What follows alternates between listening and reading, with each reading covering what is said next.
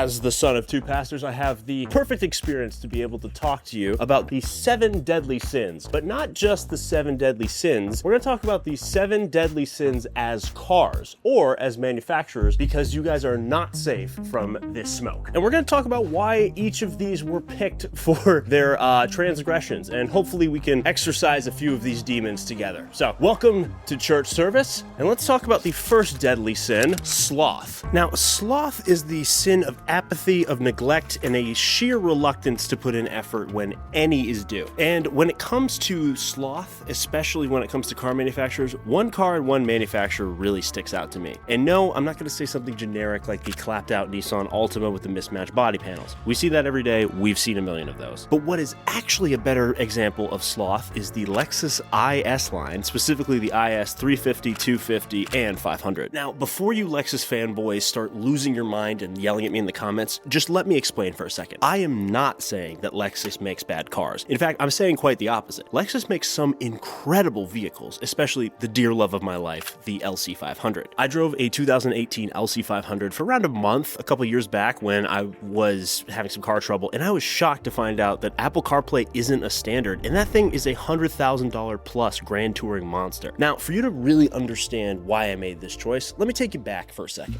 So the first IS shows up in 1999 globally and hits the US for 2001. The second generation comes in 2005, then a third generation comes 9 years later in 2014. And after that, Lexus just keeps refreshing it. Just, a new grille here, maybe some slightly updated trim, especially we'll make it chrome or we'll do it smoke and it'll be like a very special thing. And maybe, if we're real lucky, we'll throw in a V8 just because you've been good little boys. The problem is that by the end of it, we're now at 2026, and though they've just done a refresh, to their credit, this car hasn't changed. And when you think about the price, we're still talking about the same car that debuted when the Xbox, the original one, was new. We're already to Xbox One S. We're far past. We're talking next gen consoles now. BMW redesigns the 3 Series, Audi redesigns the A4, and meanwhile Lexus looks at the IS and says, let's put a little more leather on that. Lexus isn't dramatically re-engineering this platform. In fact, they're just refining it, repackaging it, raising the floor slightly, and, eventually asking what happens if we throw the 5-liter V8 into a $60,000 sedan. Again, it's Lexus, so people accepted it. At the end of the day, the Lexus IS and Lexus as a whole is one of the strangest examples because Lexus treats its redesigns and its refreshes like solar eclipses, with a ton of hype that leads up to it, but at the end of it, you're really just kind of staring into the sun. And that's disappointing because Lexus is such an all-time brand, and it's unique, it's special, it's about craftsmanship and quality. But even if it's about quality and craftsmanship, that doesn't excuse charging exorbitant amounts of money for something that has not changed in decades. And that's why I believe that Lexus, more than any other brand, represents sloth perfectly. Now, Lexus, though you have not confessed to your sins, we have seen some progress, as we saw from this new refresh in the body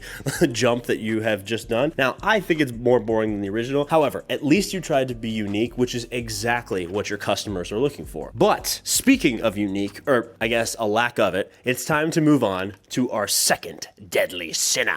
For our next sin, we must talk about lust. So lust is the sin of inordinate or excessive desire, which often leads to actions or thoughts that are immoral. So in the car world, lust just means wanting something so badly that you defy all logical reasons to acquire it, and then once you acquire it, you realize the logic was never really there in the first place. And to me, no car represents this better than the G80 M3. Now, as a man who has been described as a BMW fanboy many times before, and even getting an E30 M3 as one of my first tattoos, this one hurts my heart. Whether it was the E30, E46, E90, or the F80, every single generation of M car has had something special about it, positive or negative. And then came along the G80 M3, and y'all decided to lose your goddamn minds. BMW revealed the G80 M3 and M4 generation in 2021 with solid performance stats. The standard M3 had 473 horsepower, while the competition models made 503 horsepower. It even offered a 6-speed manual transmission when those were going away, which was important because underneath all the discourse and all the conversation, BMW still gave enthusiasts something real. But no one remembers the reveal because of the manual or the performance stats. They remember the face. The G80 generation arrived with the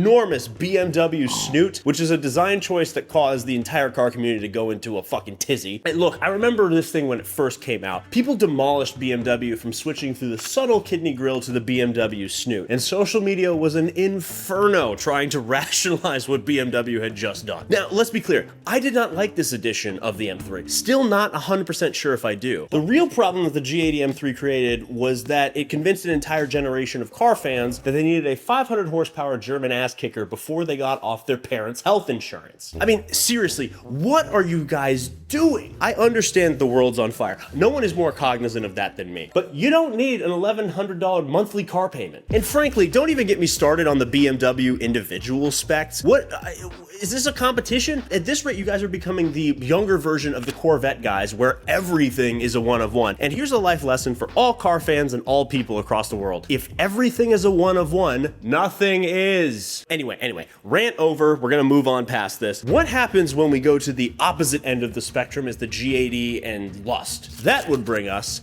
to wrath. Now, wrath is defined as uncontrollable rage, anger, and vengeance. Very serious. But when we put it into the car world, there's probably a million different examples that we could put under this category. We could do Mustangs, attacking crowds, or, clapped Infiniti G35s. Love the G35 boys, but you guys need to, the exhausts have been egregious. And even again, always in the hunt, the Nissan Altima, even though I will say the Kias have now taken what was formerly a undefeated reign of the Nissan Altima being the most wrathful and dangerous vehicle on the road. But again, those are all too easy. What is the best pick for wrath is the Honda Civic. Now, the Honda Civic represents wrath because it's the definition of accessible chaos. It's the one car that starts its life as a transportation option and ends up being a 9,000 RPM noise complaint.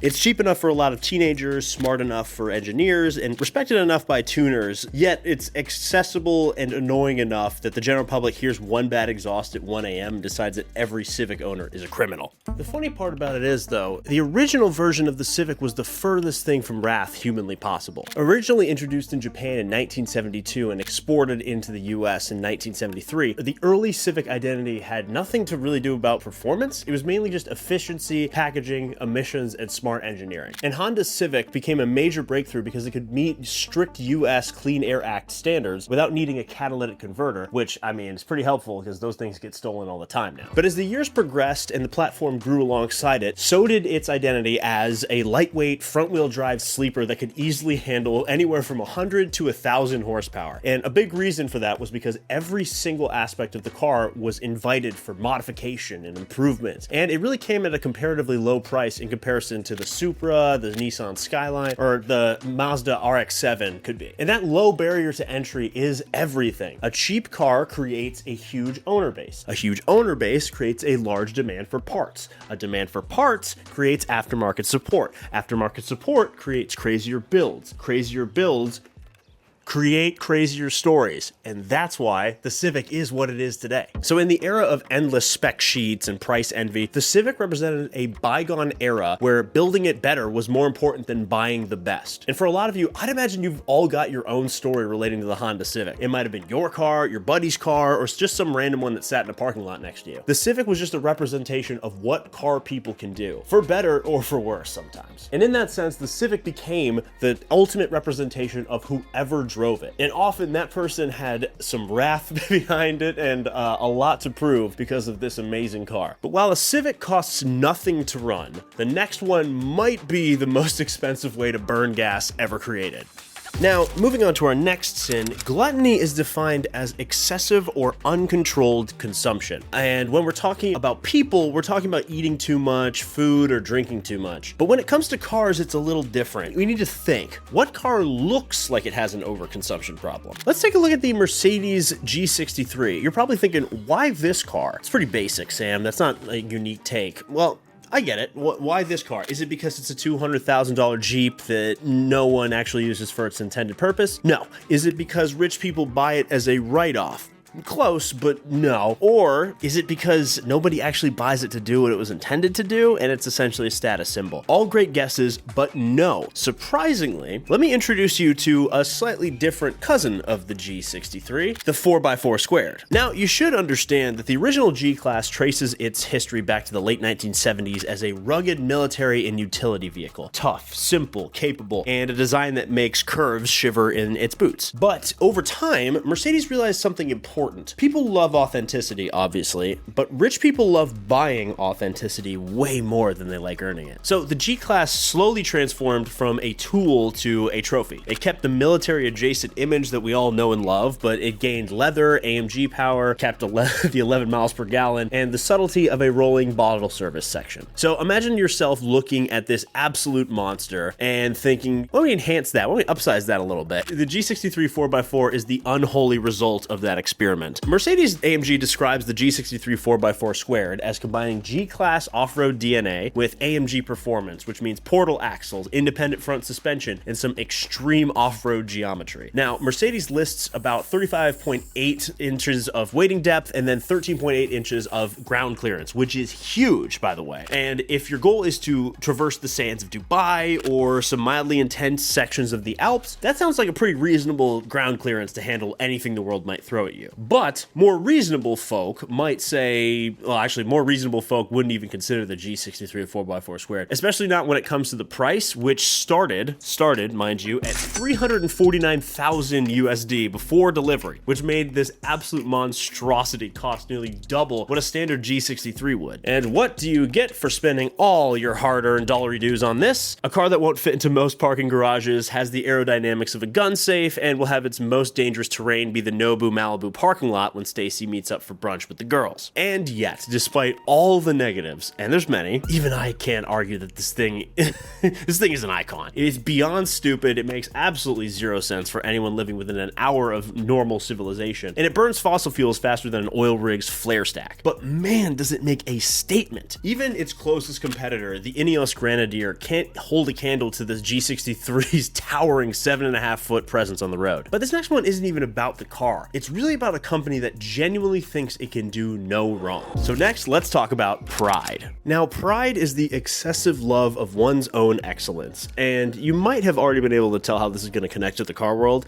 because one car company really stands out above the rest when it comes to being prideful, and that is Ferrari. There's almost no comparison to the prancing horse, the stewards of the Cavallino, Ferrari. Because who makes extra special editions specifically for the Pope because their cars are just that special? Who justifies its very existence by saying, yeah, it's us? Even Porsche would be quaking in their boots to try and compete with the cultural impact that the team in red has had on the automotive world. And that's because Ferrari's greatest product has never been the car. In fact, it's never even been the engines that push them forward. At the end of the day, it's about the mythology, the belonging, the generations of racing drivers like Niki Lauda, like Lewis Hamilton, Michael Schumacher, how could I forget him? All of these racing drivers and engineers that gave Ferrari the title that it has right now. The red car is always the fastest one, especially in motorsport. But there was always one name that guided everything that Ferrari stood for, beginning with their first race in Piacenza, Italy on May 11th, 1947. And that name was Enzo.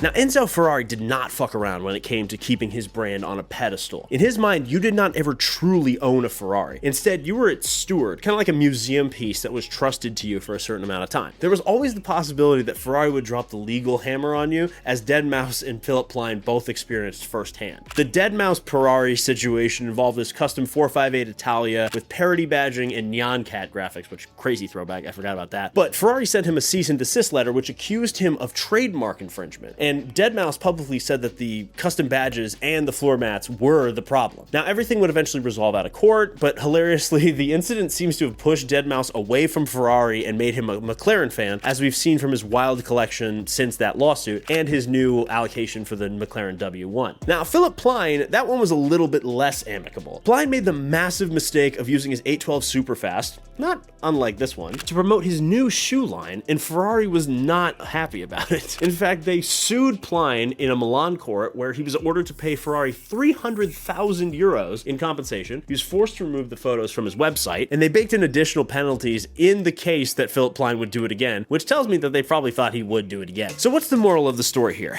Well, really, it's that you may have the title to Ferrari and have your name on a very special list, but at the end of the day, only one company truly owns the meaning of the brand in red, and that's the prancing horse themselves. Now, greed is defined as an excessive desire for wealth or possessions, especially when it comes at the expense of others. The perfect embodiment of this isn't just a car, it's actually a car company, well, I guess if you can call it that, for our final deadliest sinner. I don't think anyone represents the sin of greed better than the automotive community's favorite overpriced punching bag, Mansory. I'm not gonna lie to you guys, I am not a fan of Mansory. I mean Mansory. And I'm gonna guess that unless you're a Premier League footballer or the child of a diamond mine oligarch, you probably hate them too. But first, let's talk a bit about their history, because Mansory was founded in 1989 by Kourosh Mansory and built its early identity around modifying ultra-luxury and very exclusive cars, especially British luxury vehicles like Rolls-Royce, like Bentley, Aston Martin, and somehow Ferrari. But Mansory's own company bio frames the brand around individualized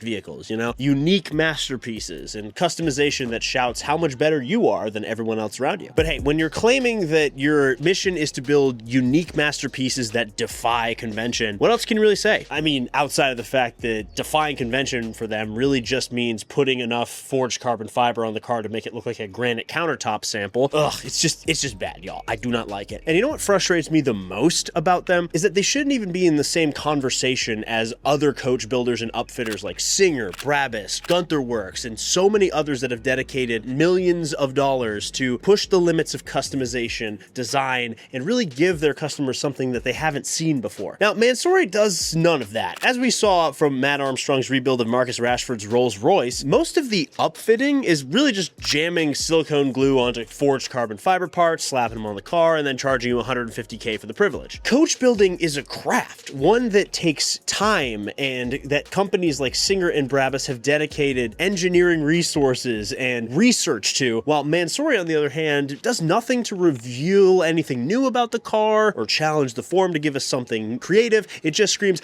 I have money, look at me, I have money, look at me, I have money, look at me. And that's not what kind of life is that to live? It gets to the point where the original car is just buried under all these parts that were never there to begin with. It doesn't make sense to me. And since we have a little time and I'm really on one, let's enter the confession booth and force Mansory to confess to their many, many sins. First of all, the Pugnator.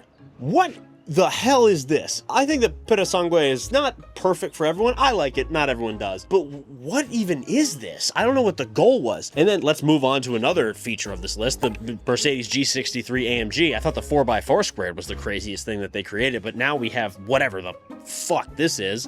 And then the 992 Cabrio.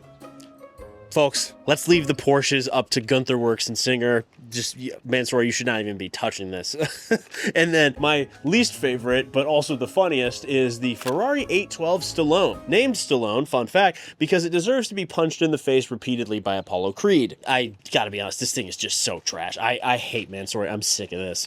So for our final and deadliest sin of all, we've got to move on to envy. And I know we're all quite familiar with this one, especially in the car world. Now, envy at its core is a resentful or painful feeling of wanting what someone else has, especially if that's a certain job, a certain lifestyle, or even a certain car. Now, social media has turned envy into a full-time job for most folks, as I'm sure you're aware, and that's kind of the point too. It's just making sure that you see the things that you wish you had and then serve you content that makes you keep chasing it forever. But I believe among the many vehicles that we could have chosen and selected for this honor being relative, there is no better option at this current moment in car history than, of course, the 992 Porsche GT3 RS. Now, for some reason over the past 2 years ago, the GT3 RS has basically become the only answer for uninformed car fans when asked to name the greatest car ever. And in their defense, it's not a bad choice. 518 horsepower, enough aero to put you through concrete, and the soul of the Porsche GT3 race car, which I've seen in real life, and that thing is a monster. It is no slouch, and it shouldn't be thought of as any less. However, ever since its debut in 2022, the GT3 RS has stood as the prime example of how dealers use certain limited production series vehicles to coerce customers into purchasing cars they don't even care about. In a three-part video series by rally legend Mark McCann, Mark attempts to walk into a Porsche dealership and secure a GT3 RS without paying over MSRP. Now, I'm not going to spoil the ending because the video is worth watching in and of itself, but they do not make it easy for him in any possible manner. In fact, they essentially tell him that if he wants to secure an allocation or permission to spec/purchase a GT3 RS, he'll have to buy a couple Caymans and a Macan. Oh, just a small side note here, that doesn't even guarantee the chance to buy the damn car. That's just to be considered. Even longtime Porsche customers who already had done that struggled. For many people, the GT3 RS was a perfect example of dealer greed in a time where everything seemed more unattainable than ever. It wasn't the fastest in a straight line, it wasn't the most comfortable, and it certainly wasn't the most practical option, by any stretch of the imagination, mind you. But it made people feel like they were missing out. You know, it became the modern symbol of automotive validation because it told everyone, I got the car that you couldn't. And for some people, that's all it takes to feel special. And for a lot of other people, that's all it takes to really have the envy start to seep in the background. Because everyone wants to look, feel, or be special. And the GT3 RS represents envy perfectly, not because of what it is as an actual vehicle, but because of its status as the one car that makes us all worse. Suddenly, what we have isn't enough. If you have one, it's easy for that to become your entire personality. If you don't have one, there's probably a likelihood that you hate the people who do. And somewhere underneath all of this nonsense and forced scarcity and dealer mind games, there's just a hell of a car waiting to be driven. And I really think that that's the biggest bummer here, is that the car is overshadowed by the hype and all of the dealer problems that came as a result of its existence. So that's why the perfect way to describe envy in car culture is the Porsche 992 GT3 RS. All right, rant over, but those are the 7 deadly sins as cars and car manufacturers. What do you think about my selections? Do you guys have any thoughts? Anything that you would change? I would love to hear your thoughts and your selections for the 7 deadly sins down in the comments below. I read the comments every single week, so toss your thoughts down there. Would love to hear them. And for those of you who are new to McPeak Performance, so glad that you guys showed up. I so appreciate all of the hype and love that's coming in the comments, but I want to make sure you guys know that McPeak Performance is a team. So if you guys have not subscribed yet, feel free to hit that subscribe button down below. Hit the like button because it helps us grow and reach more of you guys to build this amazing community that we're growing together. I am so excited to have you guys here, and I hope you guys enjoyed this video as much as I enjoyed making it. So in case I don't see you, good afternoon, good evening, and good night.